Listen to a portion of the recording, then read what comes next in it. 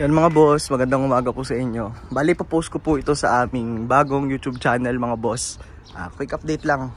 Dati kasi meron tayong YouTube channel, nasa 7k followers na siya. Bigla lang na-ban kasi nagpo-post ako ng, bawal kasi yun, nagpo-post ako ng, nagbebenta ako ng manok.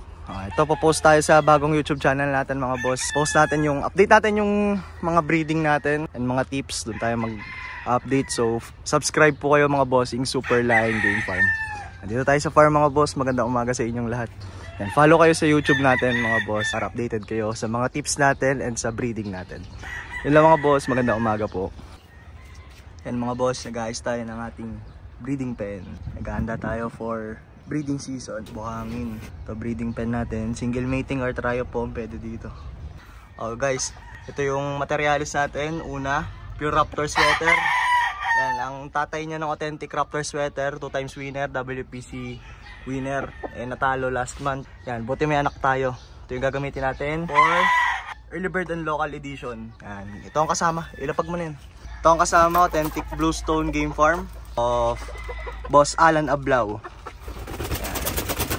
Mga boss, ito naman yung second breeding pen natin, pure Golden Boy sweater trio. Bali, broodstag ay from AEJ Game Farm, authentic pure Golden Boy sweater. Then itong pulit na to from Boss Alan Ablao of Bluestone Game Farm.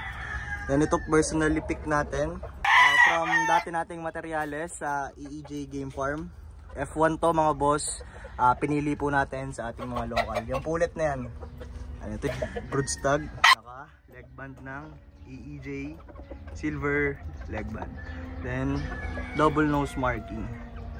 Ayan, maghahanap pa tayo na next, pipili pa tayo or baka bumili na lang ulit tayo sa farm mga boss. Abangan nyo mga magiging anak nito mga bossing. Yan, tanan nyo naman kung gaano kaganda yung broodstag. Ito yung mga pullets. Ito yung next breeding pen natin mga boss. Ayan na.